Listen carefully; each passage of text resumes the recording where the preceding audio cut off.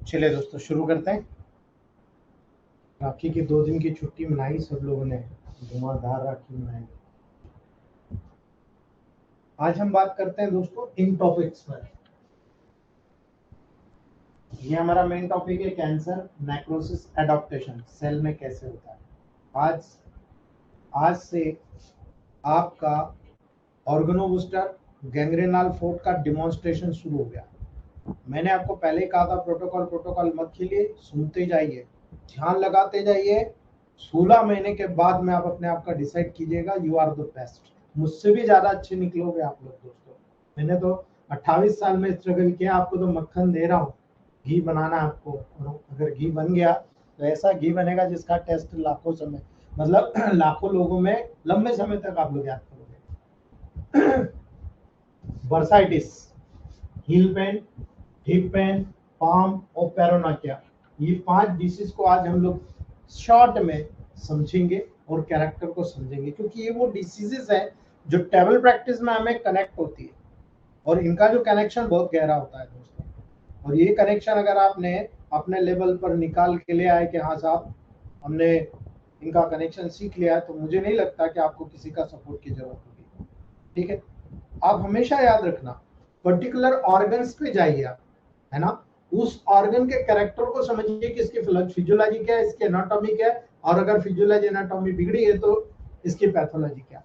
आप हमेशा बात करते हो भाई सेरेब्रल एट्रोफी हो गई, है ना, पर्टिकुलर जगह हाइपरट्रोफी हो गई, इसका हाइपरप्लेशिया हो गया, इसका मेटाप्लेशिया हो गया, दैट इज कॉल्ड एडॉप्टेशन, है ना। आपको बॉडी का एडॉप्टेशन देखना है तो आपको समझना पड़ेगा। और अगर फिजियोलॉजिकल बैकग्राउंड समझ गए ना, दुनिया की कोई ताकत हरा नहीं सकती आपको, क्योंकि आपके पास बहुत सिलेक्टेड मेडिसिन है और 100% ट्रूली काम कर रही है। ठीक है, केवल समझना है। बर्साइटिस क्या होता है दोस्तों, सबसे पहले शुरुआत करते हैं बर्साइटिस की।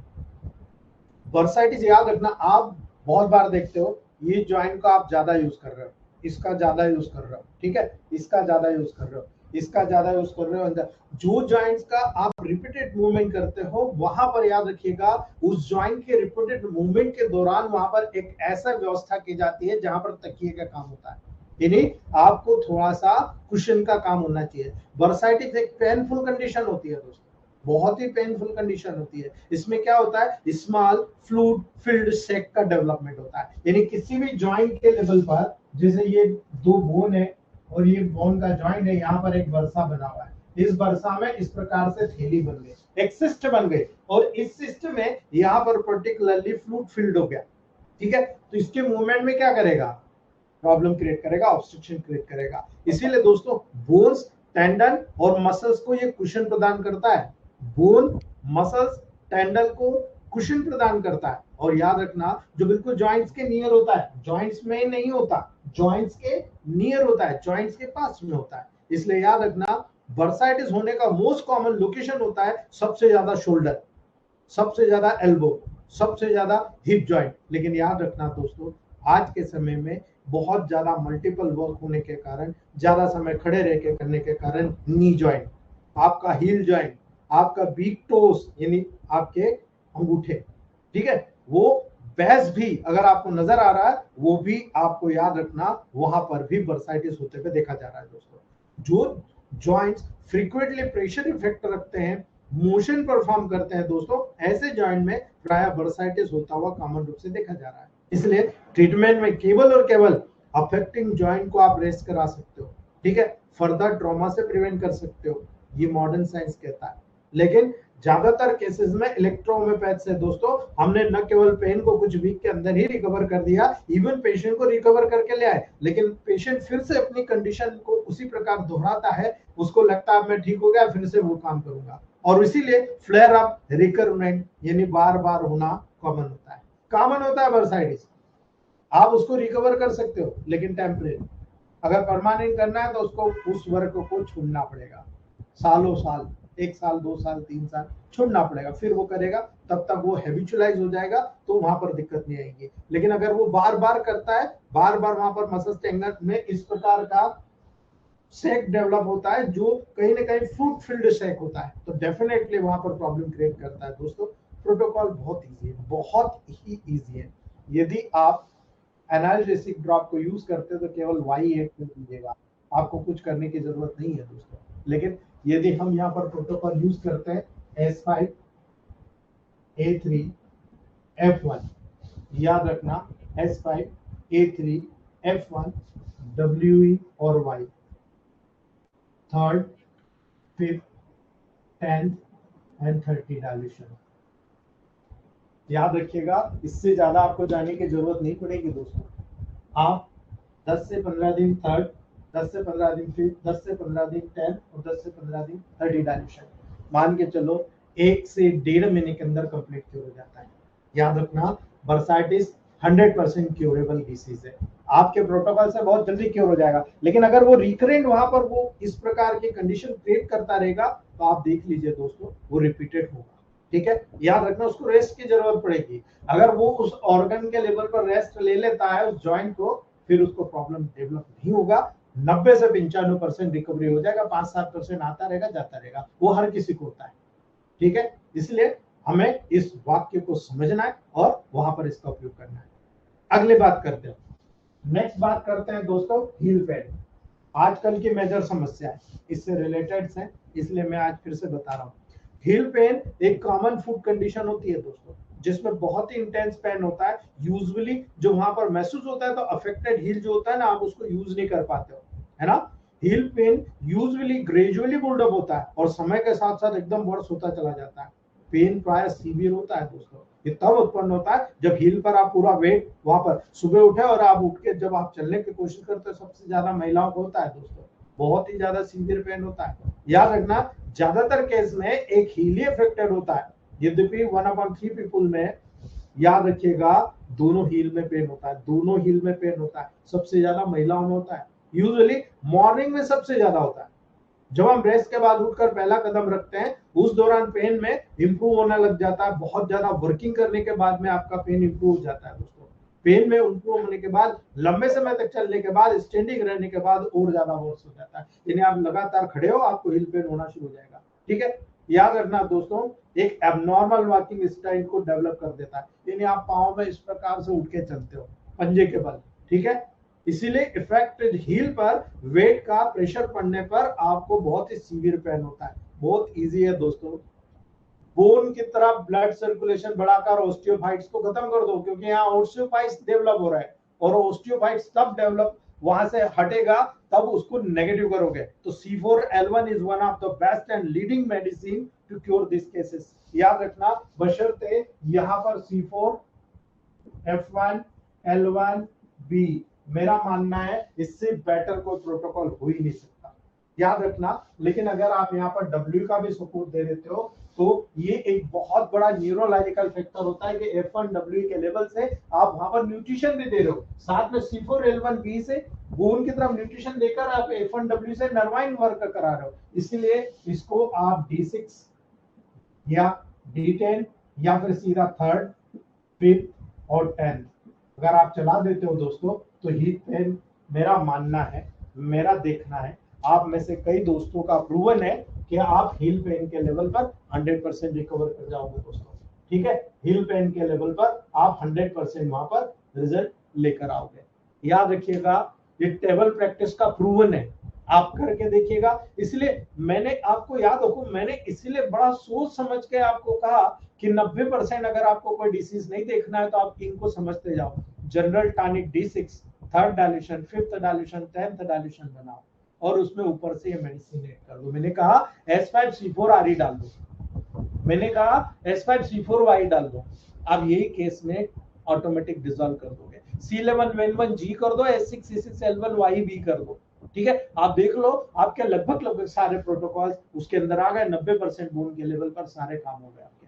ठीक है, इसलिए मैंने आपको कहा था, लेकिन बहुत सारे लोगों ने मजाक उड़ाना शुरू किया तो मैंने फिर बताना छोड़ दिया कि किसी को अगर हजम नहीं होता है तो मैं उसका कुछ नहीं कर सकता दोस्तों, क्योंकि मुझे जो सफलता मिली है इन्हीं के बिहाफ पे मिली है। आज मेरे पास जितना जो लोग ले रहे हैं वो तो ले रहे हैं, मुझे कोई दिक्कत नहीं। ठीक है, चलिए। कई बार पेशेंट आकर बोलता है साहब मुझे हिप में पेन हो रहा। थर्ड बात करते हैं, हिप में पेन हो रहा और बहुत सीवियर पेन हो रहा। ठीक है, ये बॉल एंड सॉकेट जॉइंट होता है दोस्तों। ये बॉल है, ये सॉकेट है, इसके अंदर फिक्स हुआ, ये मूवमेंट कर रहा। ठीक है, ये बॉल एंड सॉकेट जॉइंट है जो लेग्स के लेवल पर बॉडी के टॉर्सो के साथ अटैच करता है दोस्तों। और याद रखना, हिप जॉइंट का जो फीमर का हेड होता है थाई बोन, याद रखना दोस्तों, एसिटाबुलम के अंदर वहां पर कुंडी बनाकर इस प्रकार से फिक्स होता है। ठीक है, जिसे हम सॉकेट कहते हैं दोस्तों। ठीक है, ये पेल्विक बोन का बना होता है। और जब हिप बोन के बहुत सारे कारणों में से दोस्तों याद रखना, स्वयं जॉइंट में से ये राइज होता है। कई छोटे छोटे न्यूरस स्ट्रक्चर हिप के सराउंड किए रहते हैं। पूरे हिप जॉइंट को बहुत सारे छोटे छोटे स्ट्रक्चर सराउंड किए रहते हैं। और याद रखिएगा, बॉल एंड सॉकेट जॉइंट बहुत रेयरली अफेक्टेड होता है, लेकिन इनके बीच में मान लो फीमर के हेड में ब्लड सप्लाई नहीं हुई, फीमर के हेड का ब्रेक होना हो गया, या पर्टिकुलर जो छोटी छोटी चीजें वहां पर मसल्स, लिगामेंट, टेंडन, बोन्स वहां पर उसको सपोर्ट करती है, उनमें से किसी प्रकार का ट्रॉमा हो गया तो आप देखो, आप कूल्हे के बल गिरे तो प्रॉब्लम, आप बहुत ज्यादा वजन उठा रहे हो तो प्रॉब्लम, साइटिक नर्व का या डिजनरेशन स्पाइनल बोन का हो गया तो प्रॉब्लम। यानी आप किसी भी ट्रॉमा के लेवल पर हिप पेन को कॉज करते हो दोस्तों। किंतु याद रखना, इन्फ्लामेशन का कोई सोर्स डेफिनेटली उस हिप में एरिया में मौजूद होगा। ठीक है, बगैर इन्फ्लामेशन के सोर्स के वहां पर पेन नहीं होगा। और जब पेन कॉज होगा दोस्तों तो आपको याद रखना है, इन्फ्लामेशन का सिम्टम देता हो पेन, जिसके साथ साथ आपको इन्फ्लामेशन के साइन, स्वेलिंग, ठीक है, वार्मथ यानी गर्मी, गरम, रेडनेस, बर्निंग। ठीक है, याद रखना, इसके सिम्टम्स अगर सिग्नल के रूप में आपको मिलते हैं, आप याद रखना कि देयर में भी इन्फ्लामेशन, यानी हिप रीजन में बहुत बड़ा इन्फ्लामेशन हो चुका है। और ओल्ड एज में तो बहुत कॉमनली आप देखते हो दोस्तों। ठीक है, बहुत कॉमनली आपको नजर आता है। और जब आप इस प्रोटोकॉल को तय करते हो ना, आपको इसको नहीं भूलना। ठीक है, आपको कभी नहीं भूलना इसको।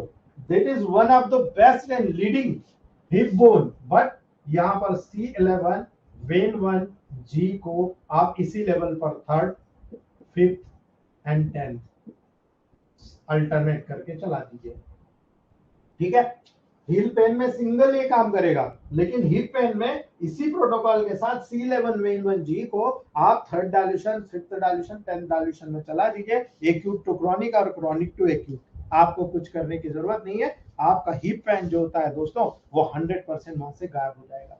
याद रखिएगा, टेबल प्रैक्टिस का महत्व बता रहा हूं कि देखो, ये प्रोटोकॉल बनाने का तरीका है, आपको समझने का तरीका है, आप समझ जाइए, आपको कुछ करने की जरूरत नहीं है दोस्तों। लॉट्स ऑफ प्रोटोकॉल्स आपके पास पड़े हुए हैं, बस आप यूज कीजिए। आप यूज नहीं करेंगे तब तक कोई रिजल्ट नहीं। जब यूज करना चालू में एक बार रिजल्ट आया ना, मेमोराइज हो जाएगा कि यार मैंने उसको ये दिया था, उससे फर्क हुआ, वो आपको हमेशा बनेगा। ठीक है, याद रखना, हमेशा बनेगा आपको। मेरा आज 28 साल की मेहनत है मेरे दोस्तों। कल उन दोनों हस्बैंड वाइफ को मैंने बुलाया है और उसका वीडियो बनाऊंगा। और मेरे आपकी नाइट क्लास के एक लेडी डॉक्टर मेरे साथ जुड़ी हैं, जो आई हुई है कसरावत में, डॉक्टर सुनीता देशमुख। उनके समकक्ष, उनके सामने वीडियो बनाऊंगा मैं, और वो डॉक्टर देखेंगे कि उस पेशेंट को फैलोपियन ट्यूब ब्लॉकेज थी दोनों side, right and left both, and always 1,30,000 के आसपास उन्होंने खर्च किया था और प्रेगनेंसी कंफर्म नहीं हुआ। ठीक है, फैलोपियन आज भी उनका खुला नहीं था, मतलब उनके ट्रीटमेंट से। और 3 महीने के ट्रीटमेंट के बाद ओनली ₹1000 का खर्चा करने के बाद इलेक्ट्रोहोम्योपैथ की मेडिसिन ₹300 पर मंथ, ठीक है। Only 2 medicine, one for umbilical card and one for oral, 5 drop each 4 to 6 time on the tongue, ठीक है। केवल 2 protocol, ₹300 per month, 900 something payment, मतलब 1000 मान लो। Patient pregnancy confirm. आज सुबह 9:30 को कॉल आया कि सर मैं कल आ रहा हूँ, मिठाई लेकर आ रहा हूँ और मेरे यहाँ प्रेगनेंसी हो गई। इतने खर्च करने के बाद मैंने उनको 1 ईयर का टाइम दिया था दोस्तों, पता नहीं फैलोपियन ट्यूब ब्लॉकेज कैसे खुल गया and pregnancy confirm. That is the heads off Meti ji, मेरे दिल से हेड्स ऑफ है मेटी जी के लिए कि केवल 1000 रुपए में 1,30,000 का हमने जवाब दिया है दोस्तों, और प्रेगनेंसी कंफर्म है। और मेरे लिए बहुत किस्मत की बात है कि मेरा 2000 केस है। बस मेरी बदकिस्मती है कि मैंने पूर्व में जो जितने पेशेंट का ट्रीटमेंट किया, मैंने कभी, मुझे उम्मीद नहीं थी कि मुझे उनका जो है आप लोगों को फीडबैक देना पड़ेगा या मुझे प्रूफ देना पड़ेगा। इसलिए अब मैंने प्रूफ कलेक्ट करना शुरू किया है, क्योंकि काफी लोग बोलते हैं कि साहब आप तो प्रूफ नहीं देते हो, कुछ भी बोल देते हो। अब मैं प्रूफ कलेक्ट करना शुरू करा हूं दोस्तों, और आपको मैं बताऊंगा मेरे प्रूफ इतने क्लासिकल प्रूफ रहेंगे और सिलेक्टेड मेडिसिन के लेंगे, आप लोगों के लिए बहुत बड़ा एक अचीवमेंट होगा दोस्तों। और आप लोग भी अपने पास कलेक्ट करना शुरू करिए। जो गलती मैंने करी है शुरुआत से अभी तक, वो आप न करिए। आपके पास हर चीज का प्रूफ होना चाहिए। 2 पैसा लग रहा है ना, ₹50 पेशेंट से ऊपर ले लो चलेगा, उसके सारे डॉक्यूमेंट आपके पास होना चाहिए, और उसके जितने भी वीडियोस है वो आपके पास होना चाहिए। अगर वो आपके पास अवेलेबल होगा ना, कोई दुनिया का आदमी आपके ऊपर उंगली नहीं उठा पाएगा, देख ये प्रूफ है, ठीक है। याद रखना दोस्तों। चलिए पाम्स की बात करते हैं, ठीक है, झापट की बात करते हैं, है ना। आपको नहीं बोल रहा हूं भाई, आप लोग नाराज मत होना। बहुत बार क्या होता है दोस्तों, ये यहाँ पर उंगली पर बहुत सारे लोग बोलते हैं कि मुझे पेन हो रहा, क्रैम्प्स हो रहा, ठीक है। बहुत ही एक्यूट पेन होता है दोस्तों। जानते हो क्यों होता है? कई लोग नहीं जानते, कोई डिसीज नहीं है, डिहाइड्रेशन एंड विटामिन डी या पोटेशियम डेफिशिएंसी इसके लिए इन्वॉल्व होती है। याद रख लेना दोस्तों। कई लोग बोलते हैं साहब मुझे बस इतना इतना दुख रहा है, आते हैं ना आपके पास, नहीं आते हो तो मुझे बताओ। पेशेंट बोलता है साहब इतना इतना दुख रहा, खास तौर से यहाँ मुझे बहुत ज्यादा दर्द हो रहा, पाम के लेवल पर एक्यूट क्रैम्प्स आ रहे हैं। डिहाइड्रेशन, विटामिन डी, पोटेशियम की डेफिशिएंसी होती है, यानी ब्लडी फ्लूइड का लॉस होना, इलेक्ट्रोलाइट का लॉस होना, बॉडी के डिफरेंट एरिया में क्रैम्पी का कारण माना जाता है। इसमें हैंड्स और व्रिस्ट, ठीक है, आपके हाथ और व्रिस्ट सबसे ज्यादा इंपॉर्टेंट इन्वॉल्व होते हैं। क्यों, ऐसा क्यों बोल रहा हूं? क्योंकि विगोरियस एक्टिविटी जितनी भी आप वहां पर डेवलप कर रहे हो दोस्तों, वो सबसे बड़ा कारण होता है डिहाइड्रेशन के कारण। आप मान लो कोई स्पोर्ट्स खेल रहे हो, ठीक है, स्पोर्ट्स खेल रहे हो, आपने बहुत पसीना बहा दिया, आपने लिक्विड लिया क्या? उतना नहीं लिया ना। आप मान के चलिए एक्सरसाइज एक्टिविटी को फ्रीक्वेंटली मसल क्रैम्प्स को लिंक कर रहे हो आप, और यही मसल क्रैम्प के लिंक को आप वहां पर इन्वॉल्व कर लिए, आपका प्रोटोकॉल उसी से बन जाएगा। पहली बात क्रैम्प्स यानी नर्वस सिस्टम का इन्वॉल्वमेंट, दूसरी बात मसल्स यानी क्रैम्प्स और मसल्स अर्थात S3 and S5 both are involve in this protocols, ठीक है। पाम के प्रोटोकॉल में S3 और S5 दोनों इन्वॉल्व होंगे, लेकिन सबसे इंपॉर्टेंट चीज ये होती है दोस्तों, हैंड्स का क्रैम्प्स इन एक्यूट केसेस के लेवल पर उत्पन्न होता है दोस्तों, जो यूजुअली आप रेस्ट कर लीजिए तो ठीक हो जाएगा। आप प्रॉपर हाइड्रेशन कर लीजिए, पानी पी लीजिए, इलेक्ट्रोलाइट ले लीजिए, आपका ठीक हो जाएगा। डाइट को एडजस्ट कर लीजिए, विटामिन डी और पोटेशियम सप्लीमेंट के साथ वहां पर देखिए बहुत इजीली पाम का पेन जो होता है एलिमिनेट हो जाता है, बहुत इजीली होता है, ठीक है। लेकिन हम लोग उसको नेग्लेक्ट करते हैं कि नहीं यार ऐसा कुछ हो नहीं सकता। आपको याद रखना दोस्तों, इट्स अ मिरेकल प्रोटोकॉल। आप केवल यहां पर S5, S3, F1, RE, W, third, fifth and 10th। दोस्तों मेरा मानना है थर्ड के बाद जरूरत ही नहीं पड़ेगी, ठीक है। मेरा मानना है थर्ड के बाद जरूरत ही नहीं पड़ेगी। S3, S5, F1, RE और W। अगर आपने एनालिसिस दे दिया ना, D6 पर्याप्त है, कुछ नहीं करना। आप S3 को साथ में साइमल्टेनियसली करके दे दो D6 में, आपको जरूरत ही नहीं पड़ेगा, ठीक है। या मैंने जो अभी राकेश सर को बताया root, it's a miracle formula. आप D6 में देकर तो देखो, जिस दिन दे दिया ना उस दिन रिजल्ट आ जाएगा आपको, ठीक है। आपको पता चल जाएगा क्या बेहतरीन प्रोटोकॉल बना है।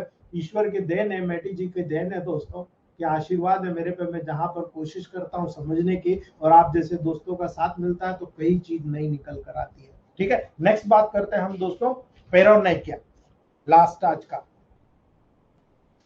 फॉर्म की बात हो गई। पेरानेकिया, जानते हो पेरानेकिया क्या होता है? अब बोन के साथ स्किन का इन्वॉल्वमेंट करता हूं मैं। फिंगर नेल्स, टो नेल्स, आपके लेग्स के टो के, अंगूठे के, उंगलियों के नेल्स अराउंड स्किन, उसके आसपास की जो स्किन होती है ना, उसकी इंफेक्शन को पेरोनेकिया कहते हैं। पेरोनेकिया याद रखना दोस्तों, इस प्रकार की इंफेक्शन बैक्टीरिया या एक प्रकार की ईस्ट के द्वारा काम होती है, डेवलप होती है, जिसे हम बोलते हैं दोस्तों कैंडिडा। याद रखना, इस प्रकार की इंफेक्शन कैंडिडा के द्वारा टिपिकली डेवलप होती हुई देखी गई है। बैक्टीरिया और ईस्ट एक इन्फेक्शन में, इस इन्फेक्शन में कंबाइंड रूप से इन्वॉल्वमेंट होता है और इसी इन्फेक्शन के कॉज पर दोस्तों डिपेंड करता है कि पेरानाइकिया स्लोली डेवलप होता है, बहुत स्लोली होता है। आप देखो पीले पीला ब्लैक ब्लैक कलर का वहां पर डेवलप हो रहा होता है, ठीक है, और कई वीक्स तक दोस्तों शो अप होता है, ठीक है, और सडनली होता है। और जब होता है 1 या 2 दिन के अंदर ही वहां पर सिम्टम लॉस्ट होता है और उसके बाद में डेंजरसली वो वहां पर पूरा घर बना लेता है। पेरोनेकिया के सिम्टम बहुत इजी दिखते हैं दोस्तों, लेकिन बहुत लेट दिखते हैं। जब पूरा डेवलप हो चुका होता है फिर एकदम से नेल के बाहर निकलता है और यूजुअली आप जब ट्रीटमेंट करेंगे, यूजुअली आसानी से सक्सेसफुल ट्रीटमेंट होता है इलेक्ट्रोमेपैथ में स्किन और नेल का। लिटिल कई बार क्या होता है ना दोस्तों, डैमेज वहां पर कॉज होता है, लेकिन मेरा मानना है कि डैमेज कॉज नहीं होगा यदि इन्फेक्शन सीवियर नहीं होगी, और अगर इन्फेक्शन सीवियर होगी डेफिनेटली कॉज होगा। इसके कारण नेल का वहां पर दोस्तों याद रखना प्यूट्रिड या कंप्लीट लॉस भी हो जाता है। कई बार देखो पूरा का पूरा नेल वहां से निकल जाता सड़ के, है ना। याद रखना, अगर इलेक्ट्रोमेपैथ ट्रीटमेंट की बात आएगी तो मेरा मानना है दोस्तों ये बहुत इजीली क्योर होता है। लेकिन मैं यहाँ पर आपको एक चीज बताना चाहता हूँ दोस्तों, यहाँ पर उसको थोड़ा सा नेगेटिव जाना पड़ेगा आपको, और जब नेगेटिव जाओगे बहुत ही ब्रिलियंट प्रोटोकॉल निकल के आएगा और आपका प्रोटोकॉल ठीक होता है। याद रखना, यहाँ पर मैंने कहा है इन्फ्लामेशन हुआ, ठीक है, तो C3 C4 याद रखना, C3 या C4, है ना, आसपास की मसल्स में, बोन में आप देख लो, नेल है तो C4 आएगा, मसल्स के लेवल पर है तो C3 आएगा, तो C3 या C4 के लेवल पर याद रखना दोस्तों L1 A3, ठीक है, ब्लड को प्यूरिफाई करना है, लिम्फ को प्यूरिफाई करना है, A3 L1 लगा दिया, ठीक है। इन्फ्लामेशन को ठीक करना है, मैंने आपको बताया दोस्तों वाई, ठीक है, याद रख लेना, मैंने आपको बताया वाई, मैंने आपको कहा वर्बल, वेन 1 और बी, ठीक है, ये सबसे बड़ा प्रोटोकॉल है। लेकिन इतना बड़ा देने के बजाय मैं आपको सीधा सजेशन कहता हूं दोस्तों, इन दो में से एक का ऑर्गेनो बूस्टर दे दो आप, ठीक है। इन दोनों में से मान लो बोन पे आया तो C4 का ऑर्गेनो बूस्टर दे दो और C3 के साथ में आप L1 A3 Y B को दे दो, इसको हटा दो, वेन वन को हटा दो, क्योंकि वो C4 के ऑर्गेनो बूस्टर में वहां पर मौजूद है, ठीक है। दोनों को कंबाइन करके D6 या 5th या 10th या 30 डायल्यूशन अगर बहुत क्रॉनिक केस में आपके पास आता है, बहुत अजीब सी परिस्थिति होती है, 30 को दो, 10th को दो, 5th दो, 3rd दो, और आप देखो बहुत तेजी के साथ रिकवर हो जाता है। याद रखना, बहुत तेजी के साथ रिकवर होता है। कई बार मैंने वेनफोर जी या डब्ल्यू का प्रयोग किया, वेनफोर डब्ल्यू और जी का प्रयोग किया, D6 10 5th इस प्रकार से ऊपर लेके गया, 5th 10th, बहुत मैजिकल रिजल्ट मिला है दोस्तों। तो ये डिपेंड करता है कि प्रोटोकॉल बनाना आपको आता है और आ रहा है दोस्तों, तो याद रखिएगा, ठीक है। तो आप बहुत तेजी के साथ पूरे प्रोसेस को रिजनरेट कर जाएंगे। तो ये टेबल प्रैक्टिस की बात थी दोस्तों, 5 चीजें मुझे बताना थी, ऑलमोस्ट मैंने आपको बता दी। सबको नोट कीजिएगा, अपने दिल में बसाइएगा, अपने रजिस्टर में नोट कीजिएगा और प्रैक्टिकल उसको यूज करके मुझे इसका फीडबैक बताइएगा कि मैं आपको सही दे रहा हूं या नहीं दे रहा हूं दोस्तों।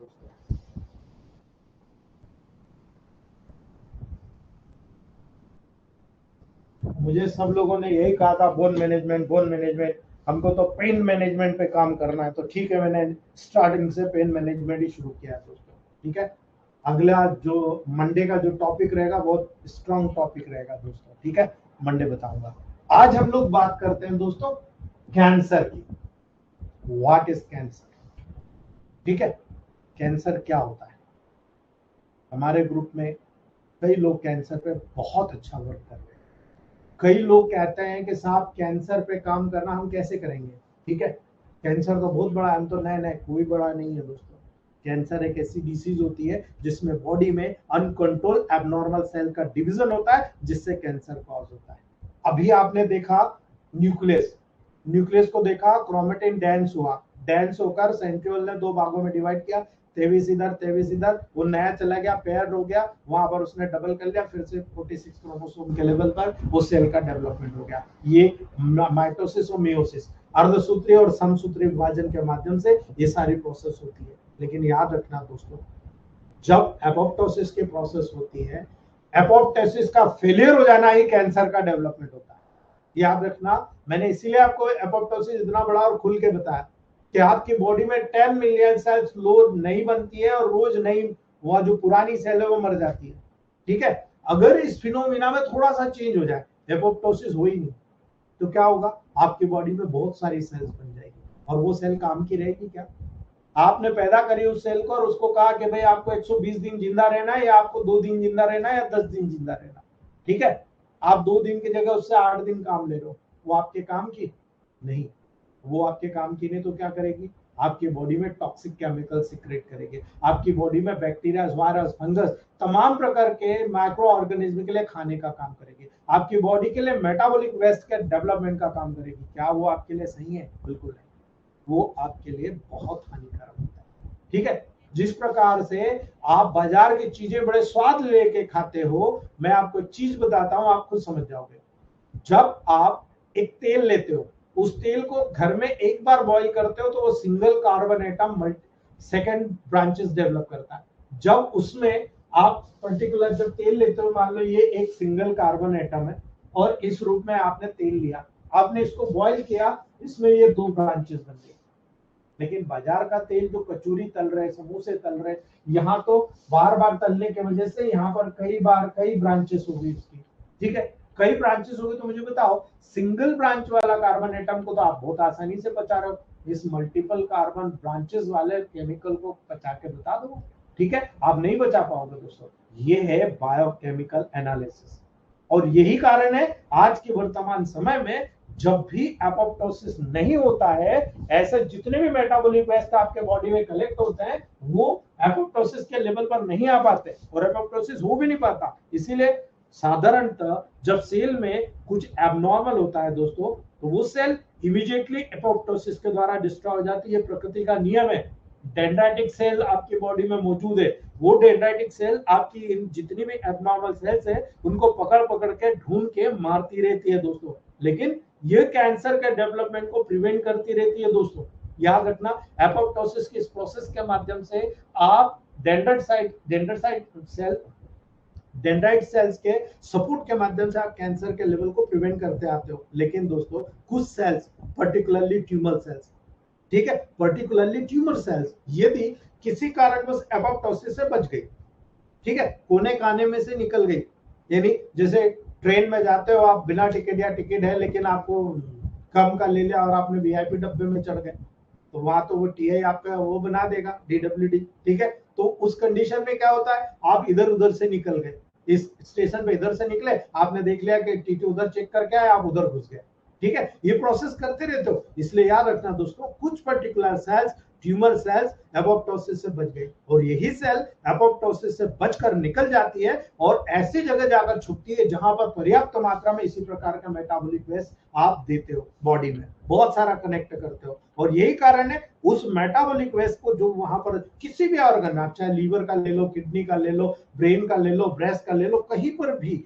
वो नजर आता है उसको कि यहाँ पर बहुत ज्यादा मेटाबॉलिक वेस्ट मौजूद है, वो वहां पर जाकर दोस्तों एपोप्टोसिस से बचकर निकलकर कैंसरस ग्रोथ डेवलप कर देती है और इसीलिए लगातार अपनी एबनॉर्मलिटी के बावजूद प्रोलिफरेट करती रहती है। उस एबनॉर्मलिटीज के बावजूद वो प्रोलिफरेट करती रहती है और यही कारण है कि वो जो प्रोलिफरेट करेगी एबनॉर्मली करेगी। क्यों? क्योंकि उसकी आयु तो खत्म हो गई। अब वहां पर जो भी करेगा उसमें जितने भी बैक्टीरिया, वायरस, सारी चीजें अडॉप्ट कर लेगी वो, और इसीलिए बहुत एबनॉर्मल ग्रोथ होती है और ये कारण बनता है कैंसर का। आप क्या कर सकते हो? ठीक है, आप क्या कर सकते हो, आपको ये याद रखना है, कई लोग आजकल टीवी देखते हैं, बड़े बड़े एडवर्टाइज देखते हैं, लेकिन आप में से कई लोग उस पर्टिकुलर चीज को नहीं सीखते जो बताते हैं। याद रखना, वो बोलते हैं फ्री रेडिकल्स, है ना। क्या होता है फ्री रेडिकल? एक एटम होता है दोस्तों, एक मॉलिक्यूल, एक आयन होता है, जिसमें एक अनपेयर्ड वैलेंस इलेक्ट्रॉन्स होता है दोस्तों। याद रखना, एक अनपेयर्ड वैलेंस इलेक्ट्रॉन होता है, और कुछ एक्सेप्शन को छोड़कर ये अनपेयर इलेक्ट्रॉन जो होता है रेडिकल्स को हाईली केमिकल रिएक्टिव बना देता है। जो भी वहां पर रेडिकल्स है, जो भी सब्जेक्ट है, जो पदार्थ है, उसको बहुत ही हाईली केमिकल रिएक्टिव बना देता है। अब आप मुझे बताओ, जब ये रेडिकल हाईली केमिकल रिएक्टिव बनाता है तो क्या आपकी बॉडी के लिए अच्छा है? बिल्कुल नहीं। ठीक है, याद रखना, oxygen in the body single atom में स्प्लिट हो जाता है। ये जो ऑक्सीजन है सिंगल एटम में एक्सप्लिट हो जाएगा, यानी अनपेयर्ड इलेक्ट्रॉन के साथ इलेक्ट्रॉन पेयर में ही रहता है, और इसीलिए ये एटम फ्री रेडिकल्स कहलाता है। ठीक है, ये फ्री रेडिकल कहलाता है, और इसी कारण से दोस्तों सेल डैमेज हो जाती है, यहाँ पर प्रोटीन्स और डीएनए डैमेज हो जाता है। याद रख लेना इस बात को। यही कारण है आज के समय में जब भी ये फ्री रेडिकल्स होगा, ये हाईली केमिकल रिएक्टिव होता है, इसीलिए चूंकि इसमें इलेक्ट्रॉन पेयर में रहता है, और ये एटॉम फ्री रेडिकल कहलाता है, और इसी के कारण ये डायरेक्टली पर्टिकुलर सेल्स को डैमेज कर देता है। और जब सेल डैमेज होगी तो पर्टिकुलर, अगर सेल डैमेज है, न्यूक्लियस डैमेज नहीं है तो रिपेयर रीजनरेट हो जाएगा, लेकिन सेल डैमेज है और न्यूक्लियस को भी डैमेज करेगा, प्रोटीन को भी डैमेज करेगा, डीएनए को भी डैमेज करेगा। अगर डैमेज कर दिया, देन आप मान के चलिएगा यही फ्री रेडिकल जब आपके बॉडी में मौजूद है, यही फ्री रेडिकल आपको कैंसर को डेवलप करने में मदद करता है दोस्तों। इसीलिए फ्री रेडिकल और कैंसर का साइमल्टेनियसली बहुत बड़ा याराना है दोस्तों। ठीक है, इसलिए आजकल जगह जगह क्या बोलते हैं, एंटीऑक्सीडेंट का उपयोग करो, प्लास्टिक की चीजों में खाओ मत। ठीक है, बाहर का बार बार तला वाला ऑयल आपको लेना नहीं है, ज्यादा एंटीबायोटिक्स लेना नहीं है, ज्यादा पेन किलर आपको लेना नहीं है, ज्यादा कार्टिकोस्टेरॉइड का उपयोग करना नहीं है। अगर आप करोगे दोस्तों तो याद रखना, दो ही चीज से आपको समझौता करना पड़ेगा, फ्री रेडिकल्स एंड ऑक्सीडेंट। ठीक है, याद रखना दोस्तों, यही फ्री रेडिकल्स हमारे लिए बहुत अच्छा भी है। कैसे? यही फ्री रेडिकल और यही ऑक्सीडेंट दोस्तों एक प्रकार से बैक्टीरिसाइडल एजेंट होते हैं। याद रखना, बैक्टीरिसाइडल एजेंट होता है, बैक्टीरिया को मारने वाले। बॉडी में बहुत सारी सेल्स से ये सीक्रेट होते रहते हैं। ठीक है, इन रेडिकल्स को फ्री रेडिकल्स कहते हैं। ठीक है, याद रखना, ROS, ये नाम आप याद रख लेना दोस्तों, ये बहुत इंपॉर्टेंट है आपके लिए, ROS। ठीक है, याद रखना दोस्तों, यही फ्री रेडिकल और एंटीऑक्सीडेंट। अगर आपने आज से राखी के पहले, हमने 2 दिन पहले डॉक्टर JT देवांगन सर का अगर आपने बात सुनी होगी तो आपको बताया होगा, उन्होंने कहा था S10 P1B का मैं बहुत बड़ा प्रयोग करता हूं क्योंकि ऑक्सीडेशन का काम करती है। याद रखना, उस वाक्य को मैं याद रखकर आपको बता रहा हूँ, एंटीऑक्सीडेंट के लेवल पर बता रहा हूँ। फ्री रेडिकल्स यहाँ पर जो घूमते हैं, reactive oxygen species, reactive ROS बोलते हैं, रिएक्टिव ऑक्सीजन स्पीसीज के नाम से जाना जाता है। फ्री रेडिकल बहुत ही ज्यादा पोटेंट बैक्टीरियासाइडल होते हैं दोस्तों, बहुत ही ज्यादा बैक्टीरियासाइडल एजेंट के रूप में जाना जाता है। इसलिए जो बैक्टीरिया लाइसोसोम एंजाइम के द्वारा डाइजेस्ट नहीं हो पाते, अब सोचो कितनी बड़ी बात हो गई कि जो बैक्टीरिया लाइसोसोम एंजाइम के द्वारा वहां पर डाइजेस्ट नहीं हो पा रहे, वो इन रेडिकल्स के द्वारा ही डिग्रेडेड या नष्ट हो जाते हैं। यही फ्री रेडिकल्स उनको डिग्रेड करके नष्ट कर देता है, इतना इंपॉर्टेंट भी होता है। लेकिन दोस्तों उसी समय फ्री रेडिकल कैंसर काज करने में सक्षम होते हैं। याद रखना, ये वो समय होता है जब चौके पे छक्का मार देता है। ठीक है, आपके हाथ में आ रहा है और आपने बॉल को धक्का दिया बाउंड्री के बाहर 6 रन। ठीक है, याद रखना दोस्तों, उसी समय यही फ्री रेडिकल, आपको यही चीज याद रखना है, यही फ्री रेडिकल कैंसर कॉज करने में सक्षम हो जाता है। साथ ही अन्य बहुत सारे डिसीजेस, जैसे कि हार्ट डिसीजेस, जैसे कि न्यूरोलॉजिकल डिसीजेस, जैसे कि ऑटो इम्यून डिसीजेस को भी कॉज करता है। माइंड कर लीजिएगा, आप जब बॉडी में इस प्रकार के हाईली एक्टिव केमिकल को प्रोड्यूस कर रहे हो, इनको बाहर निकालना है, तो क्या ऑर्गेनो बूस्टर और गैग्रीनॉल फोर्ट का काम आपने देखा? अभी तक समझा? कितनी बार उपयोग करा?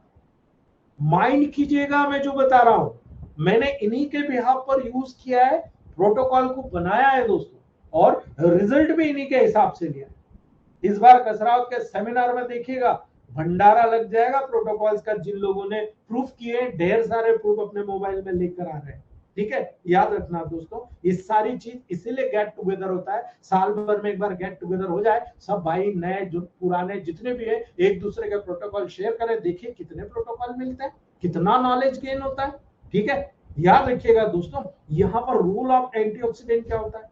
ठीक है, आपको मैंने क्लियर कट इंडिकेशन दे दिया कि कैसे कैंसर डेवलप हो रहा है ना। उम्मीद करूंगा बारीकियां सीख जाओगे। ठीक है, कैंसर के बारे में, बेनाइन मैलिग्नेंट के बारे में आपको याद रखना है दोस्तों, यही चीजें मैं आपको बहुत टिपिकली, कैंसर का पूरा मेरा चैप्टर ही अलग है, वहां पर बताऊंगा कि बेनाइन मैलिग्नेंट कैसे होता है, कैसे आपको इनफ्रेडिकल और जो हाईली रिएक्टिव केमिकल्स होते हैं उनके द्वारा कैसे बचना है, सारी चीज बताऊंगा, याद रखना। यहाँ पर बात करते हैं फ्री रेडिकल, मैंने बताया, एंटीऑक्सीडेंट का मैं बताता हूँ कि रोल ऑफ एंटीऑक्सीडेंट क्या होता है, क्या काम करता है बॉडी में। एंटीऑक्सीडेंट वो सब्सटेंसेस होते हैं दोस्तों जो फ्री रेडिकल्स के द्वारा होने वाले जितने भी डैमेज होते हैं उससे सेल को प्रोटेक्ट करता है। जानते हो, इसलिए मॉडर्न साइंस बार बार रोजाना 100 बार करता है, भाई इसको एंटीऑक्सीडेंट दो, इसको एंटीऑक्सीडेंट दो, इसको एंटीऑक्सीडेंट दो। क्यों दो ये नहीं पता, अब मैं आपको बता रहा हूं। अब आपको पता हो जाना चाहिए एंटीऑक्सीडेंट वो सब्सटेंसेस होते हैं जो इन फ्री रेडिकल्स के द्वारा होने वाले जो बॉडी में डैमेज है उससे सेल को प्रिवेंट करता है। ये सब्सटेंसेस फ्री रेडिकल के साथ इंटरेक्ट करते हैं, ठीक है, इसको इंटरेक्ट करते हैं और सेल्यूलर डैमेज को रोकने का काम करते हैं, स्टॉप करने का काम करते हैं, इसीलिए एंटीऑक्सीडेंट को फ्री रेडिकल स्कैवेंजर के नाम से जाना जाता है। याद रखना, इसीलिए यहां पर सेल्यूलर डैमेज को स्टॉप करते हैं, इसीलिए एंटीऑक्सीडेंट को फ्री रेडिकल स्कैवेंजर के नाम से जाना जाता है और इसीलिए एग्जांपल ऑफ एंटीऑक्सीडेंट देखा जाता है। ठीक है, यानी आप उदाहरण देख लो, vitamin A, vitamin C, vitamin E, ठीक है, बीटा कैरोटीन, गाजर का, ठीक है, क्यों कहा जाता है कि ये एंटीऑक्सीडेंट के रूप में काम करता है और ये एक प्रकार से स्पेशली फ्री रेडिकल्स को वहां पर दोस्तों क्लियर करने का काम करता है बॉडी से। इसलिए ज्यादा से ज्यादा विटामिन और एंटीऑक्सीडेंट क्यों प्रयोग करा जाता है मैं आपको खुल के बता रहा हूं इस कारण से। लेकिन जरूरी नहीं है कि हर आदमी को विटामिन का फायदा हो, बहुत बड़े साइड इफेक्ट भी है विटामिन के। जब विटामिन पढ़ाऊंगा तब बताऊंगा कि साइड इफेक्ट क्या होता है। ठीक है, याद रख लेना इस चीज को, करेक्ट। तो ये छोटा सा डेमो मैंने आपको दिया कैंसर के बारे में। नेक्स्ट बात करते हैं हम नेक्रोसिस। याद रखना, मंडे इन्फ्लामेशन पढ़ाऊंगा, गायब मत होना, अगर गायब होगा तो भूल जाना, ठीक है। नेक्रोसिस की बात करते हैं हम दोस्तों। नेक्रोसिस में क्या हो रहा है, ये पर्टिकुलर सेल्स है, ये सेल्स आपस में एक ग्रुप बनाया और एक ग्रुप बनाकर अपना काम कर रहा है। ठीक है, मान लो यहां पर इस पर्टिकुलर चीज पर डैमेज हो गया, ठीक है, ये इतनी जगह डैमेज हो गया। अब डैमेज हो गया तो यहां पर क्या हुआ, नेक्रोसिस हुआ। अब नेक्रोसिस होता क्या है दोस्तों, यहां डैमेज हुआ, यहां से डैमेज होने के कारण कुछ केमिकल्स निकले, ये केमिकल्स पास में रिलीज हो रहे हैं। ठीक है, ये केमिकल्स करेंगे क्या, ये केमिकल्स करेंगे क्या, ठीक है, हम तो मरेंगे सनम, तुमको भी ले डूबेंगे।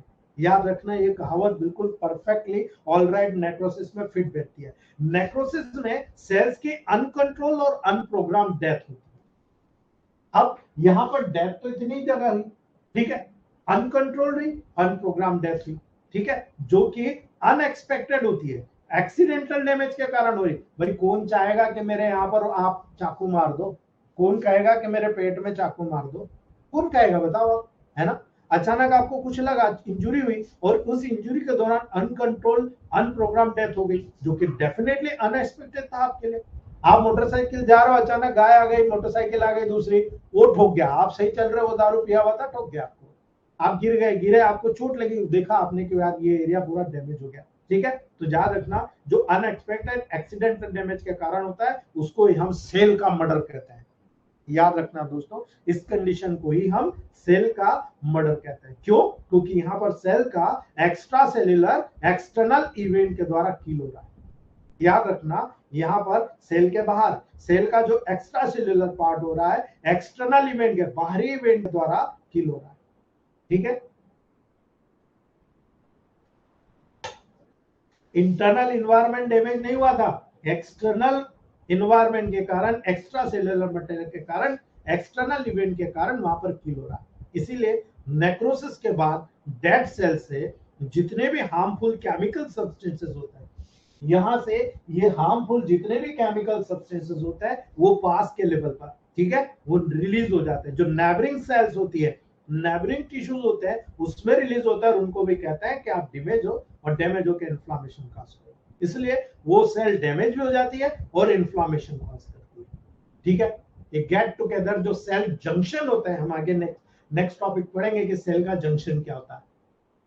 उस लेवल पर आपको एक क्लियर इंडिकेशन होता है कि नेबरिंग टिश्यूज के डैमेज और इन्फ्लामेशन के कारण ये कंडीशन डेवलप हो रही है, उसे हम नेक्रोसिस कहते हैं, ठीक है। सिंपल सी बात है, नेक्रोसिस काज क्यों होता है भाई, ठीक है। याद रखना, नेक्रोसिस एक कॉमन कारण है इंजुरी का, कॉमन कारण है इन्फेक्शन का, कॉमन रूप से कारण होता है इन्फ्लामेशन, कॉमन कारण होता है इन्फेक्शन यानी ब्लॉकेज ऑफ ब्लड सर्कुलेशन, ठीक है। और इसीलिए कैंसर और नेक्रोसिस दोनों फिजिकल और केमिकल इवेंट के द्वारा होता है दोस्तों, जैसे कि हीट, रेडिएशन, ट्रॉमा, हाइपोक्सिया जो कि ब्लड फ्लो के लो होने के कारण होता है, या टॉक्सिक के बहुत ज्यादा एक्सपोजर होने के कारण होता है, जैसे ये, ठीक है। यदि किसी भी जगह पर यदि ब्लड का ऑब्स्ट्रक्शन हो गया, अब मान लो यहाँ पर डेड हुआ इतना टिश्यू, तो यहाँ पर ब्लड का ऑब्स्ट्रक्शन हो गया और यहीं से ब्लड सर्कुलेशन आगे आता था, नहीं आ पाएगा, ठीक है, बह गया हो तो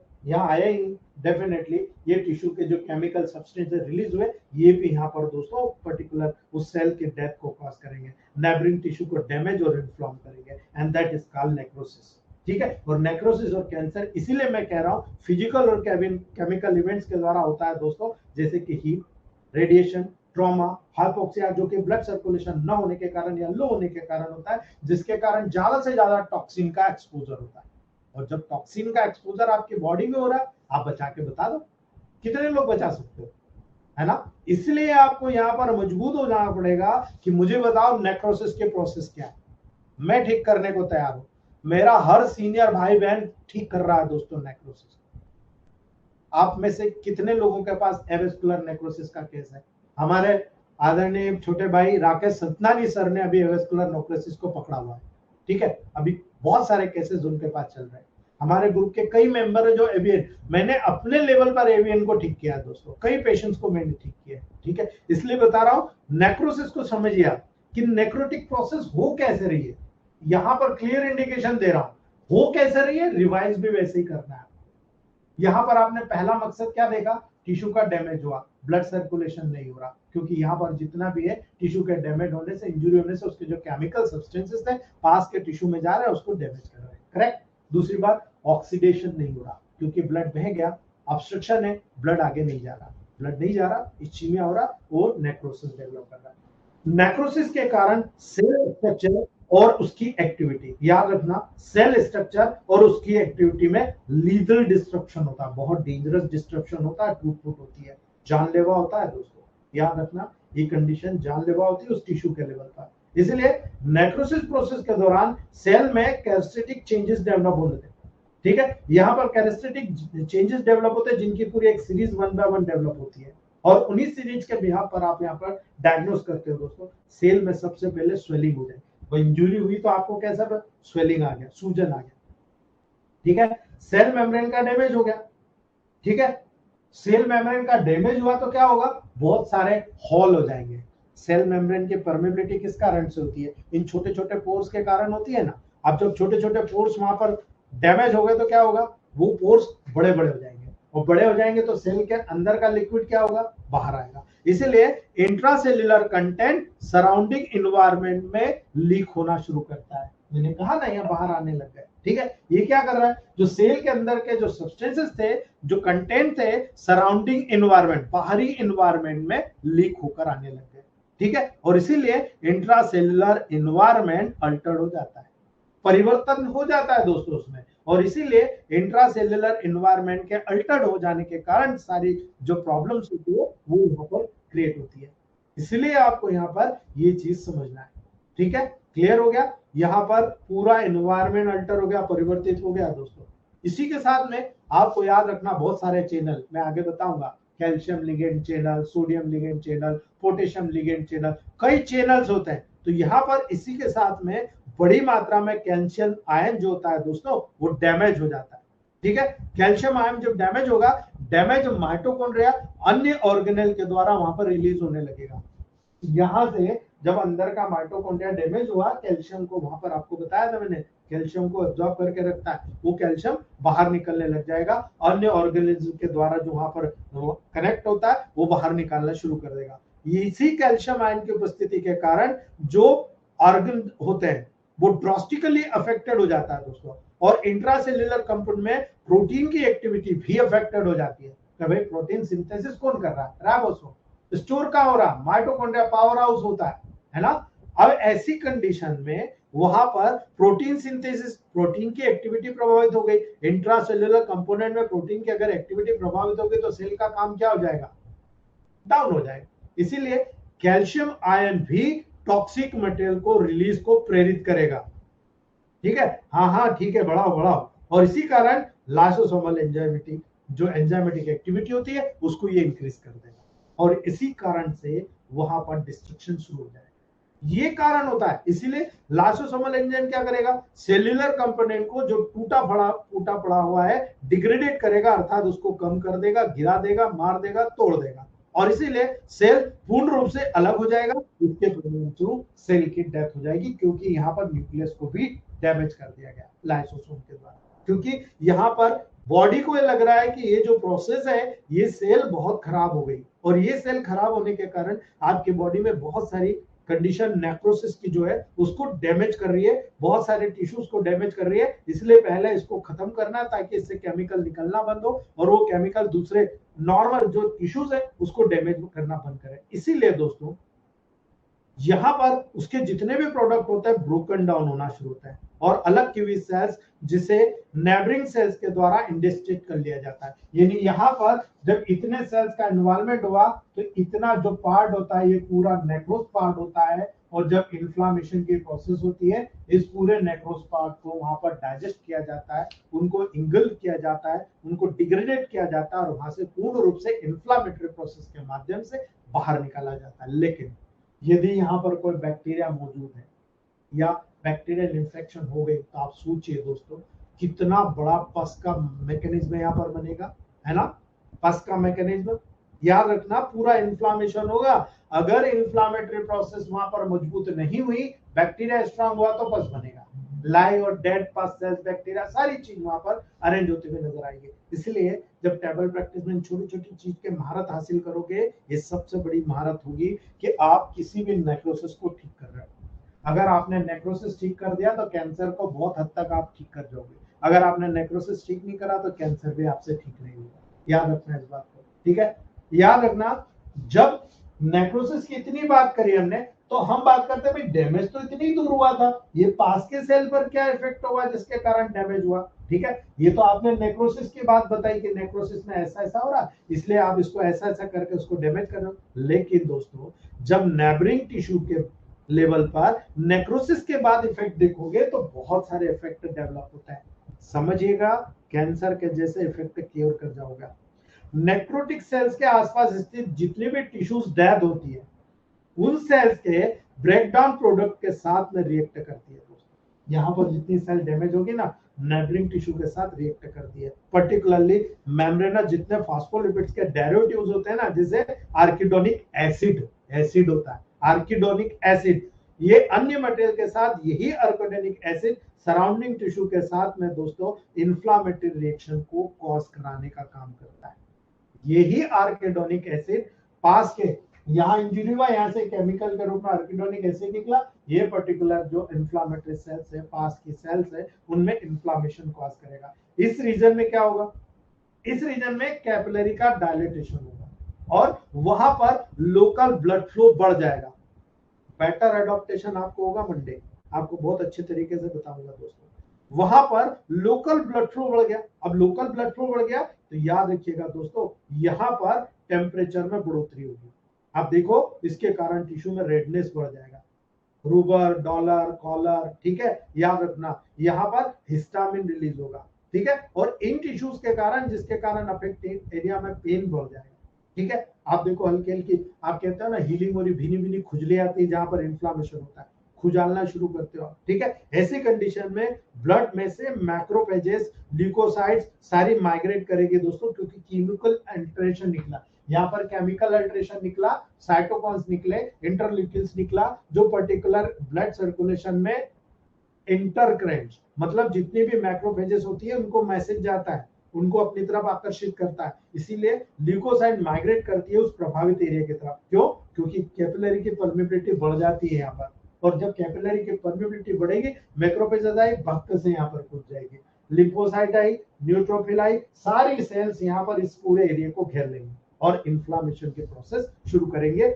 वहां जितने गुड और बैड बैक्टीरिया होते हैं सबके साथ फाइट करना शुरू करते हैं। इसीलिए ब्लड से वाटर टिश्यूज वहां पर मूवमेंट करने लग जाता है दोस्तों, और इसीलिए जो प्रभावित एरिया होता है जिसके कारण वहां पर ब्लड और वाटर कनेक्ट होता है वो ओडिमेटस हो जाता है, स्वेलिंग हो जाती है। ये इन्फ्लामेशन का एक बहुत बड़ा साइन आपको देखने को मिलता है। याद रखना, ये पूरी की पूरी प्रोसेस डिमॉन्स्ट्रेट करूंगा आपको मंडे। ल्यूकोसाइट और मैक्रोफेजेस के द्वारा दोस्तों बैक्टीरिया जैसे जितने भी फॉरेन मटेरियल्स होता है, जितने भी सेल्यूलर डेब्रिस होता है, उनका इंगल्फिंग होता है, ठीक है, उनका डाइजेशन होता है। याद रखना दोस्तों, और यही कारण है इम्यून सिस्टम के एक्टिवेशन के परिणाम स्वरूप फॉरेन मटेरियल का रिमूवल होने लगता है, ठीक है। इम्यून सिस्टम के एक्टिवेशन के परिणाम स्वरूप जितने भी फॉरेन मटेरियल होते हैं उनका रिमूवल होने लगता है, और इस प्रोसेस के दौरान ल्यूकोसाइटोसिस डेड हो जाती है। जो जितनी भी ल्यूकोसाइट्स होती है, अगर वो कमजोर होती है, थक जाती है, एक ल्यूकोसाइट 10 बैक्टीरिया से कनेक्ट करती है, 10 बैक्टीरिया को मारती है। याद रखना, इसीलिए ल्यूकोसाइट तब डेड हो जाएगी जब बैक्टीरिया बहुत हो जाएंगे, और इसी कारण पस का फॉर्मेशन होता है। और इसी एरिया में जब ल्यूकोसाइट स्ट्रांग होती है, टिश्यू की ग्रोथ होती है, वाउंड की हीलिंग होती है, जो रिपेयर और रीजनरेशन के रूप में होती है, जो कि साइन होता है दोस्तों इन्फ्लामेटरी प्रोसेस का। दोस्तों, ये जो प्रोसेस मैंने बताई, ये पूरी की पूरी प्रोसेस आपके ऑर्गेनोबूस्टर और गैंग्रीनल फोर्ट की मुट्ठी में, D7, D8, D9 या सेकंड या थर्ड डायल्यूशन, ठीक है। जिन लोगों ने गैंग्रीनल फोर्ट D7 का, D8, D9 का रिजल्ट लिया, उनको सोचने की जरूरत नहीं, वो लोग बहुत अच्छी तरीके से इस पूरी प्रोसेस को डिमॉन्स्ट्रेट कर गए, पूरी प्रोसेस को समझ गए, ठीक है। याद रख लेना, बहुत इजीली का प्रोसेस है, और ये प्रोसेस आपको समझने की जरूरत है दोस्तों। अगर आप नहीं समझ पाएंगे तो मैं मानता हूं कि हम कुछ नहीं समझ पाएंगे, ठीक है। उम्मीद करूंगा ये आज का टॉपिक आपका जीवन बदलने वाला हो। ऑर्गेनोबूस्टर गैंग्रीनल फोर्ट का आपका पूरा चीज आपको समझ गए कि वो कैसे काम कर, मैं इसीलिए आपको क्लियर इंडिकेशन दे रहा हूं, जहां C1 काम करता है ऑर्गेनोबूस्टर C1 यूज कीजिए, जहां C2 काम करता है यूज कीजिए। बस आपको याद रखना है, एक्यूट कोज हो तो D4, D5, D6, यदि वहां पर डीजनरेशन क्रॉनिक हो तो सॉरी एक्यूट हो तो D1, D2, D3, यदि क्रॉनिक हो तो D4, D5, D6, यदि वहां पर डिजनरेटिव डिसीज हो, डिस्ट्रक्टिव डिसीज हो, D7, D8, D9, और कैंसर हो तो D10। ये 1:9 से रेशियो करने वालों के लिए, लेकिन जो लोग 147 से रेशियो करते हैं उनके लिए खुला हुआ है, first, second, third, fourth, fifth, six, 7, 8, 9 और 10। याद रखना, 1:9 से 10 गुना बेहतर रिजल्ट आपको 147 में मिलेगा। क्यों? क्योंकि यहां पर आप 1:9 से इतनी जगह काम कर रहे हो D4 से, तो वहां फर्स्ट डायलेशन इतनी बड़ी जगह काम कर रहा है, यानी उसकी परिधि बढ़ा दी, उसका जो पावर है वो बढ़ा दिया, उसका एनर्जेटिक पावर आपने बढ़ा दिया। और इसीलिए इलेक्ट्रोमोपैथ में जो लोग 147 से काम करते जा रहे हैं उनको मैजिकल मिलता जा रहा है, बहुत स्ट्रांग लेवल। जहां न्यूट्रिशन की जरूरत है, इसलिए मैं बार बार कहता हूं 1:9 से यूज करो। जहां आपको नेगेटिव और बहुत बड़ी जगह काम करना, तो आज देख लो दोस्तों, जितने भी केस इलेक्ट्रोमोपैथ डॉक्टर्स के पास आ रहे हैं, 75% केसेस क्रॉनिक आते हैं, सब एक्यूट केस आते हैं, सब दबे हुए डिजनरेटिव डिस्ट्रक्टिव डिसीज के आते हैं। अब आप डिसाइड कीजिए आपको करना क्या, क्या न्यूट्रिशन करना है, आपको नहीं करना भाई। आपके 75% केसेस में 147 का रोल है, जो 25% है वहां 19 का रोल है। अब हाइट बढ़ाने आया, वहां पर न्यूट्रिशन की जरूरत है, वहां नेगेटिव करोगे तो कैसे मिलेगा भाई, आप मुझे बता दो, है ना, कैसे मिलेगा, है ना। ये चीजें माइन्यूटली आपको याद रखना है। चलिए आगे बढ़ते हैं। हमारा आज का लास्ट टॉपिक एडॉप्टेशन, जो बहुत लंबा है, आज केवल इंट्रोडक्शन हो पाएगा।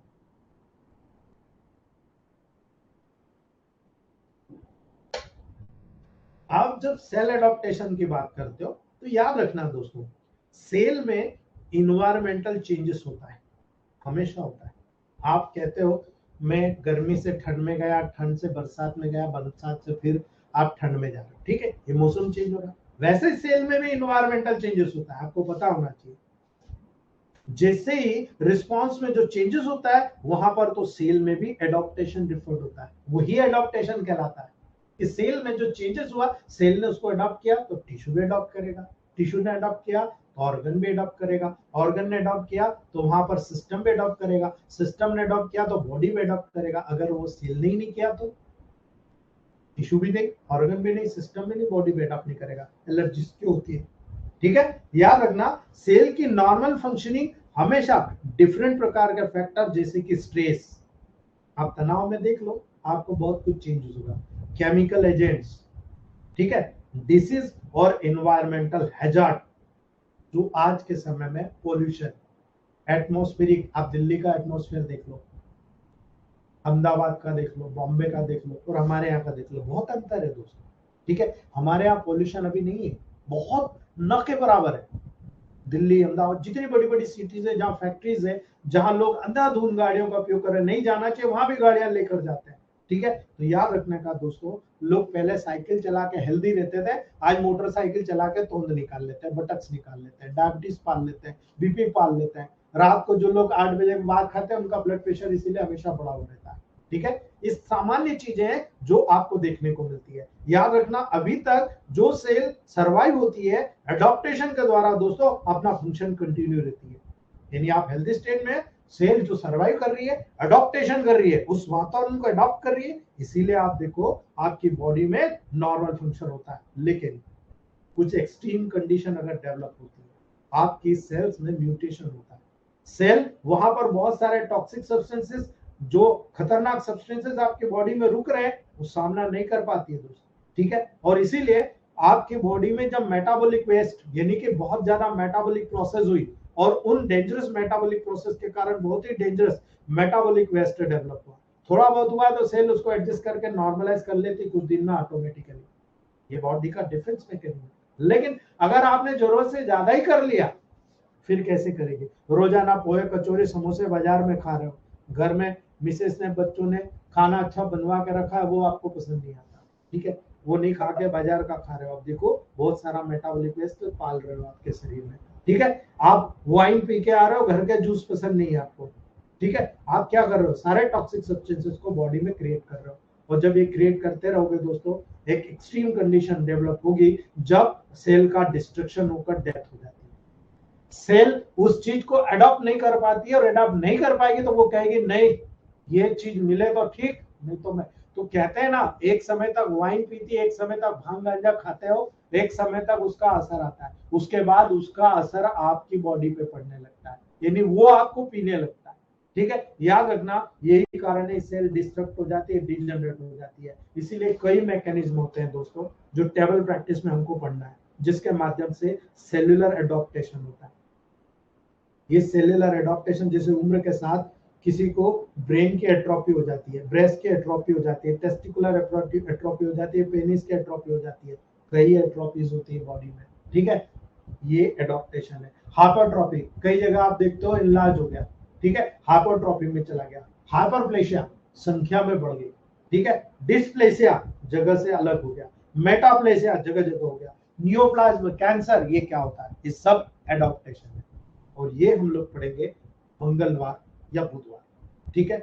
अगर हमारा इन्फ्लामेशन खत्म हो गया, या तो मैं पहले आपको इस सेल एडॉप्टेशन करा दूंगा, इसके बाद सोमवार के बाद मंगलवार हम लोग इस पूरी प्रक्रिया को समझने का काम करेंगे कि यहाँ पर इन्फ्लामेशन कैसे होता है। और अगर इन्फ्लामेशन समझ गए तो अपेंडिसाइटिस, अपेंडिक्स का इन्फ्लामेशन होना, पेनक्रियाटाइटिस, पेनक्रियाज का इन्फ्लामेशन होना, ऐसे चुटकी बजाते ठीक करोगे दोस्तों। कोई भी ऑर्गन में जब इन्फ्लामेशन होता है, A3, वर्वन, वाई और बी ऐड कर दीजिएगा, जो भी मेडिसिन आपको लगाना है। मान लो पेनक्रियाज हुआ तो S2, C2, C10, F1, A3, ये आपका पूरा प्रोटोकॉल, इन प्रोटोकॉल को दे दो, आपका पेनक्रियाटाइटिस ठीक हो जाएगा, ठीक है।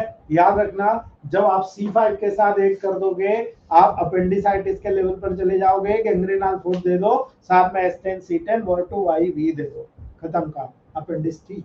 आप हॉट कंप्रेस करा दो, अपेंडिसाइटिस ठीक, ठीक है।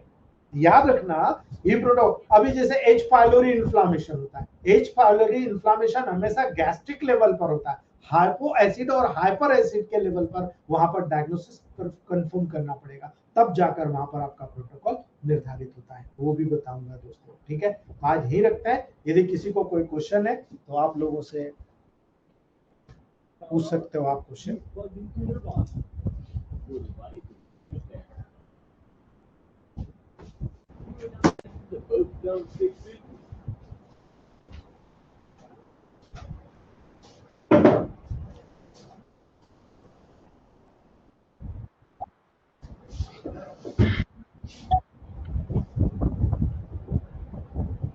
जी सखाराम सर, सखाराम सर। नमस्ते सर। नमस्ते सर बहुत अपडेटिंग क्लास था सर, बहुत अपडेटिंग। जी सर। बहुत मजा आया सर, बहुत नॉलेज वाला क्लास था आज का सर। जी सर। सर एक फीडबैक है, जी जो पैराने का आपने बताया ना अभी, उंगलियों में जो होता है कैंडिडियल इन्फेक्शन। जी सर पेशेंट को 6 मंथ से था, लास्ट 6 मंथ से पूना से पेशेंट वापस आया था वो, और बहुत ईचिंग भी थी और फर्स्ट डिस्चार्ज भी था सर। उनको C3 का ऑर्गोनो बूस्टर दिया सर सेकंड में 147 में, जी और G4 दिया सर सेकंड में, और WAPB का स्प्रे मारा सर। जी सर इन 1 मंथ में सर टोटल नील होगा, totally sir. Heads up sir, देखो आपने आज मैंने मेहनत करी ना सर, आपने प्रूव कर दिया। Heads up sir, Sakaram sir, ये नहीं सर, चीजें आपको आप ऐसा सोचो है सर। जी, आज आपने जो समझा ना, अब आपने प्रोटोकॉल का उपयोग करा ना, मैं जो आपको समझाया ना कि ऑर्गेनो बूस्टर और गैंग्रीनल फोर्ट को कैसे यूज करना, मुझे उम्मीद है आज के बाद बोलने की जरूरत नहीं पड़ेगी। 100% हमारे सारे भाई बहन इस लेवल पर काम करेंगे, 100% सर। सर जी आपके हर एक प्रोटोकॉल बहुत ऑथेंटिक होते हैं और बहुत प्रोन होते हैं। मैंने जब जब आपके प्रोटोकॉल यूज किया सर, मुझे ऐसा कहीं कोई पेशेंट में लगा नहीं कि यहाँ रिजल्ट नहीं आया सर, आज तक नहीं हुआ, नॉट वन टाइम, बहुत आज बहुत तक नहीं हुआ। धन्यवाद। बहुत बढ़िया है सर आपका नॉलेज, आपकी बताने की जो सिस्टम है, बहुत सिर्फ अंडरस्टैंडिंग करने की जरूरत है सर, बस इनफ। बहुत बढ़िया सर, यही चीज थैंक मैं यू सर। सबको समझा रहा था कि आप लोग केवल 16 महीने अपने आप को अडॉप्टेशन में डालिए।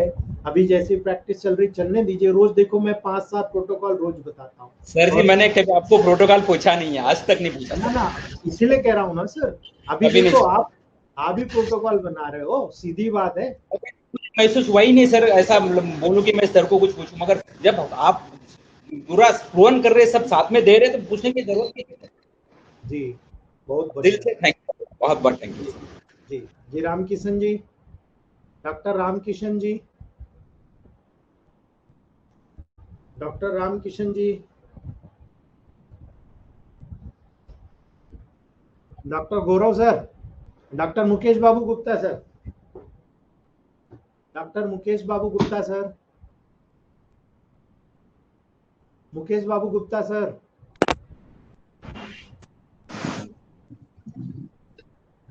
Hello, hello. हाँ सर बोलिए, मुकेश बाबू गुप्ता सर,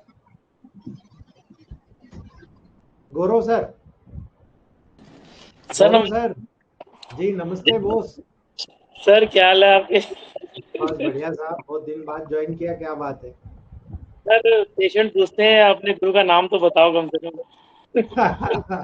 मगर सर उनका एक ही नाम है, भगवान बस। अरे नहीं भाई, आप सब लोग मेरे गुरु हैं, मैं आपका गुरु हूँ, सब एक दूसरे के गुरु हैं। बहुत कुछ सीखने को मिलेगा गौरव सर, हम सब एक दूसरे के साथ खड़े हैं। देखो आप जगह जगह हम लोग झंडे गाड़ रहे हैं, बहुत बढ़िया सर। सर अब तो ये है कि खाली पेशेंट देख रहे हैं और वो क्योर हो रहा है सर आपकी वजह से सिर्फ। अरे ना बाबा, मेहनत आप लोगों की है यार, मेरे को ईगो आ गया है अब। सर ये तो आना चाहिए सर, जरूरी है। नहीं यार सर भैया, सर इससे आई फ्लू के बचाने। जी जितने पेशेंट रहे हैं सारे क्योर हुए हैं आज तक के आई फ्लू के सर। जी बिल्कुल क्योर होंगे साहब, क्यों नहीं इवन क्योर होंगे। इवन आई सर्जन ने भी मेरे पास रिकमेंड किया है सर, आई सर्जन ने भी। इससे बड़ा खुशनसीब फैमिली और क्या होगा sir. Heads up sir, sir heads up. Sir जी डेंगू के पेशेंट सिर्फ हम 5 डे ले रहे हैं ओनली, डेंगू के पेशेंट जितने चल रहे हैं जी only 5 day sir. Very good sir, बहुत बढ़िया। सर मेरा कुछ नहीं है, सब आपका सिखाया हुआ है। अरे ना बाबा, फिर मेरे को ईगो आ जाएगा मेरे को। बहुत बढ़िया सर, काम करते रहो, फल की चिंता मत करो, बस आगे बढ़ते रहो सर। बिल्कुल सर, थैंक यू सर। जी गुरु सर। जी thank Rakesh sir. Rakesh sir. Sir नमस्ते सर। नमस्ते। सर एक पेरोनाइकिया के लेवल पे बता रहा हूँ मैं। अभी केस चल ही रहा है, अभी उसकी ड्रेसिंग करूंगा पेशेंट की। काफी दिन से जी परेशान था वो, 1.5-2 जी महीने से। तो जी एक्चुअली में वो ब्रेस्ट लैम्प का मेरे पास चल ही रहा था, लेकिन उसने पेशेंट ने बताया नहीं। तो जी एब्सेस काफी बन गया था, तो S5C5L1Y D6 D4 लगा के सर उसको फोड़ा है मैंने। मतलब वो कल ही जी लगाया था नाइट में मैंने। तो जी मैंने कहा था 24 आवर्स में ये लीक हो जाएगा और उसके बाद मेरे जी पास आना, तो अभी नाइट में आएगा वो। और जी C4G की 10 पिल्स दी थी सर D4 में। जी। तो सारा पास आउट हो गया है सर। उस पेशेंट का भी फोन आया था, तो मैंने कहा क्लास के बाद मिलो 10 बजे आप। और इसके बाद में ये चीज चालू करो पेरोनकिया का, आप देखो 15 दिन के अंदर साफ हो जाएगा। जी सर, बहुत वो बढ़िया। बना के रखा हुआ ऑलरेडी, C3 का बना के रखा मैंने ऑर्गेनो बूस्टर। बस बिल्कुल दे दो, आप धूम मचा दो। बहुत बढ़िया सर, बहुत बढ़िया। गुरुदेव एक चीज और बोल रहा था कि एक बार आपसे मैंने आज्ञा ली थी कि एक अपन जो नर्वस टेम्परामेंट के पीपल्स होते हैं उनके लिए कुछ देने के लिए, क्योंकि कई बार छूट जाता है। हम लोग ऐसा करते हैं, GT NT के चक्कर में हम लोग भूल जाते हैं S5 को जोड़ना। हम्म। तो उसके लिए सर मैंने ये NBT करके बनाया था। S5 मतलब वही S1 को सिर्फ S5 से रिप्लेस किया सर। कोई दिक्कत नहीं है, बना सकते हो, कोई दिक्कत नहीं है। गुरुदेव बहुत जबरदस्त रिजल्ट आया उस पेशेंट का, नर्वस टेम्परामेंट वाले को। उसमें मैंने कुछ नहीं, C4 RE दिया था उस लेडीज को, और एक हाँ। कॉन्स्टिपेशन क्लियर ड्रॉप दिया था। अरे वाह, मजेदार, सर शानदार। ये दो प्रोटोकॉल से उस पेशेंट 76 ईयर ओल्ड था पेशेंट। जी और मुझे वीकनेस की, उसने मुझे बोला था बहुत वीकनेस आ रही है मुझे। और थोड़ा सा मतलब मेरे को वर्टाइगो भी हल्का सा बना रहता है, और मुंह का बिटर टेस्ट होता है मॉर्निंग हाँ। में। और उसके बाद उसको भूख बिल्कुल नहीं लग रही थी, मतलब वो आधी रोटी बड़ी मुश्किल से खा रही थी सर। जी और उसको मतलब ट्रेमर्स वगैरह भी हल्के से थे उसके हैंड्स में और इसमें। और टिंगलिंग भी हल्की सी इफेक्ट थी। तो मैंने उसमें कुछ नहीं किया, सिर्फ ये NBT लिया। इसमें वापस से मैंने S5 को पॉजिटिव में S5C4 RE डाल के दिया उसमें। मतलब इसी बेस जी में S5 को और पॉजिटिव डाला। जी और इसको मैंने आपका ये कॉन्स्टिपेशन क्लियर ड्रॉप दिया था और नेचुरल टॉनिक दिया था। ये तीन चीज मैंने उस पेशेंट को दिया सर। जी। इससे वो पूरा वो एक ही बार में वो समझ लो कि पेशेंट बोलता अब मैं तो 2-3 रोटी खा रही हूँ दिन भर में। कोई जी ट्रेमर्स नहीं था अभी आज की डेट में मेरे उसमें। और मैं मतलब पहले जो घर में बैठी रहती थी, आज घूम फिर रही हूँ मैं। बहुत बढ़िया सर। तो ये फिलहाल एक इसका, और एक और मैंने पेशेंट को दिया था नर्वस टेम्परामेंट वाले को। उसको यही नर्वस का प्रॉब्लम था, थोड़ा नर्वसनेस भी रहता था, और ये टिंगलिंग वगैरह ये इफेक्ट था उसमें। उसको यही सेम S5C4 RE अगेन डाल के दिया था पॉजिटिव में करके S5। अच्छा, चलो सर बहुत बढ़िया बहुत सर। रिजल्ट आया इस पेशेंट। जी बहुत बढ़िया। ये दो पेशेंट ही सर मैंने उसी के ऊपर ट्राई किया, भी और कर रहा हूँ। जैसा जैसा नर्वस टेम्परामेंट मिलेगा तो देता जाऊंगा। चलिए बहुत बढ़िया सर। जी डॉक्टर SK निराला सर। डॉक्टर SK निराला। नमस्ते सर। नमस्ते। सर एक छोटा सा फीडबैक है। जी सर। सर 10 दिन से एक लेडी थी, उसके कमर में बहुत ज़्यादा सर दर्द था। जी मैंने इतना दर्द था कि उसको हिलने पर भी रो रही थी, सोने पर भी रो रही थी। मैंने 24 घंटा जी इंजेक्शन लगा, कोई रिलीफ नहीं मिला। जी सर मेरे पास आई तो RS बेस में हमारे बना था ये स्पेशल पैन क्योर ऑयल। जी तो सर हमने पूरा अप्लाई कर दिया जी RS बेस में ही। जी फिर उसके 10 मिनट के बाद एनाल्जेसिक ड्रॉप था, जी देखे थे बना के धरा हुआ था, उसको भी पूरा अप्लाई करा दिया। और फिर अमृत धारा तेल जो आपको बताया हुआ है, जी उसमें स्पेशल पैन की डाल के मालिश की करवाए। जी। सर 30 मिनट में 70 से 75% दर्द ठीक। Very good. और उसके बाद बहुत बढ़िया आपके जो सर। प्रोटोकॉल है, दर्द वाला प्रोटोकॉल है, जी उसको सर दे दिए। जी सर एक बात पूछ रहे थे, जी यदि कोई भी पेशेंट आए जिसके भूख की कमी हो या जो भी कुछ हो, जी तो क्या हर एक प्रोटोकॉल में हम नेचुरल टॉनिक दे सकते हैं? क्यों नहीं दे सकते सर? ये तो 4 आधार स्तंभ है जनरल टॉनिक। आपको लग रहा है कि बॉडी में बहुत पॉइजन है, लिम्फो बूस्टर दे दो।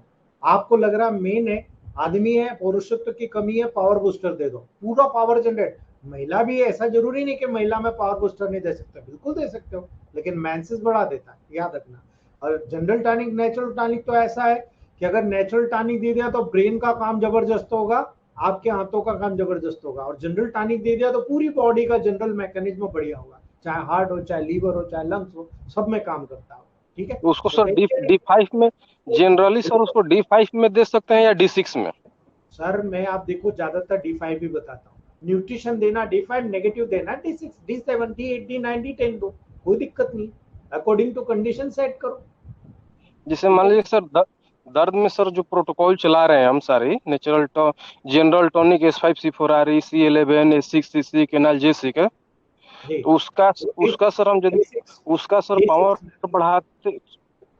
सर D6 में दो आप उसमें। हाँ सर उसका मैंने नहीं सर बोल रहे हैं कि जिससे उसका हम D6 D7 D8 D9 D10 में कर रहे हैं, जी तो नेचुरल टॉनिक का भी सर बदलते जाना है कि नेचुरल टॉनिक उसी पे छोड़ दें ना ना, DA5? बदलो ना, उसको भी बदलो ना, सेम रखो, कोई अंतर नहीं है, सेम रखो आप, बहुत डीप में जाकर काम होगा।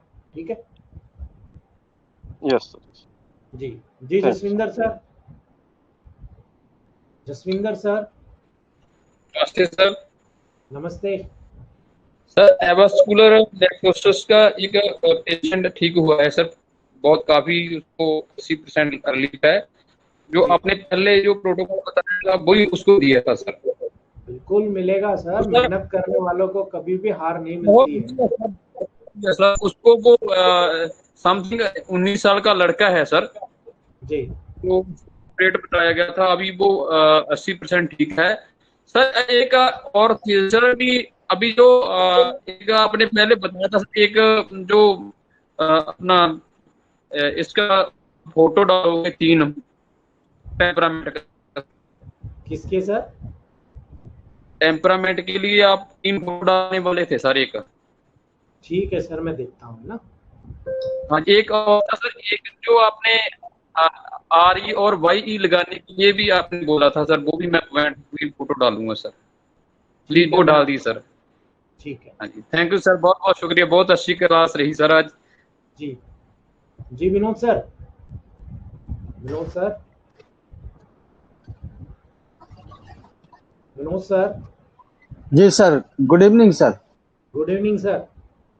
हाँ सर, एक फीडबैक था वो, जी एक बल्कि यूट्रस और मल्टीपल फाइब्रॉइड का, जी जिसमें सर हमने बहुत अच्छी जीत हासिल की है सर उसमें। Very good. सर बल्कि यूट्रस और फाइब्रॉइड के प्रोटोकॉल हैं जो हमारे, उसके साथ में मैंने वीकली C1 और C2 का 30 में ऑर्गेनो बूस्टर पेशेंट को दिया है इंजेक्शन में से। हाँ तो उससे उससे 2.5 महीने में ही दोनों ही चीजें कवर हो गई सर। अब क्या चीज दिया सर, एक बार फिर से रिपीट कीजिए। ऑर्गेनो बूस्टर C1 का 30 और ऑर्गेनो बूस्टर C2 का 30 मॉर्निंग और इवनिंग में जी 1 वीक दिया है सर। 1 वीक मैंने 1 मंथ दिया है हाँ पेशेंट को। उससे 2.5 महीने में ही मल्टीपल फाइब्रॉइड और बल्कि यूट्रस दोनों चीज कवर हो गई हैं क्या इनके बात है। प्रोटोकॉल के साथ में। जो प्रोटोकॉल चलाए हैं हमने उसके साथ में ये इंजेक्शन दिया है मैंने पेशेंट को। जी और 2.5 महीने में अब तक कभी भी इस तरह के पेशेंट कवर नहीं हुए सर। ये पहला चांस है कि जब हम मल्टीपल फाइब्रॉइड और यूट्रस और बल्कि यूट्रस को हम कवर कर पाए। अब देखो सर, जादू किया है आपने, ये हर किसी के बस की बिल्कुल बात भी नहीं है बॉस। बिल्कुल सर। बहुत बढ़िया, heads up sir, heads up. हर रोज कुछ ना कुछ चमत्कार मिल रहे हैं सर आपके सानिध्य में। अरे ना सर, आप जैसे सीनियर होनहार हमारे भाई लोग आगे बढ़े, यही तो हमारी दुआएं रहती है सर। आज आप सर लोगों आप का जी। आज जो कुछ भी हैं सर आपके आशीर्वाद से हैं, नहीं तो हम कुछ नहीं थे सर। ना सर, मेरी फैमिली इतनी स्ट्रांग हो गई, मेरे को और क्या लेना देना सर। जी बहुत सर, बढ़िया, बहुत इसके लिए sir thank you so much sir, very very thanks. जी जी, बहुत बहुत धन्यवाद सर आपको। Okay thank you. ओके ठीक है दोस्तों, आज यहीं रखते हैं हम लोग।